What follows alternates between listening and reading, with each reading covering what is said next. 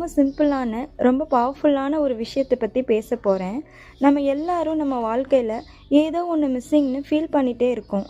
இன்னும் கொஞ்சம் நல்ல ஜாப் இருந்தா நல்லா இருக்குமே! இன்னும் கொஞ்சம் கையில பணம் இருந்தா நல்லா இருக்குமே! இன்னும் கொஞ்சம் லவ் குடுத்தா நல்லா இருக்குமே!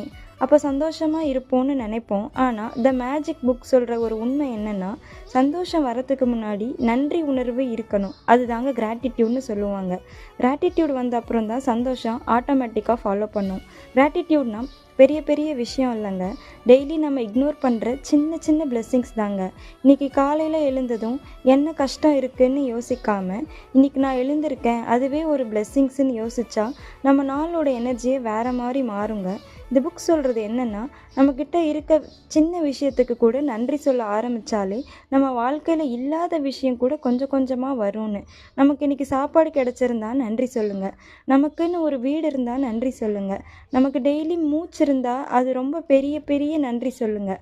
நம்ம ரொம்ப பெரிய மிராக்களை தேடி தேடி போகிறோம். ஆனால் நம்ம லைஃபே டெய்லி ஒரு மிராக்கிள் தான்னு மறந்துடுறோம். கஷ்டம் இல்லைன்னு நான் சொல்லலைங்க, வலி இருக்காதுன்னு சொல்லலை. ஆனால் கஷ்டத்துக்கு நடுவில் இருக்க ஒரு சின்ன நல்லதை பார்க்க கற்றுக்கிட்டா நம்ம மனசு ரொம்ப லைட் ஆகும். த மேஜிக் புக்கில் ஒரு ப்ராக்டிஸ் சொல்லுவாங்க.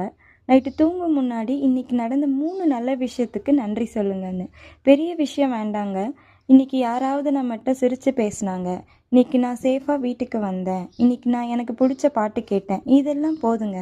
கிராட்டிட்யூட்னா ஃபேக் ஹாப்பினஸ் இல்லைங்க, எல்லாமே பர்ஃபெக்ட்டுன்னு நடிக்கிறதும் இல்லைங்க.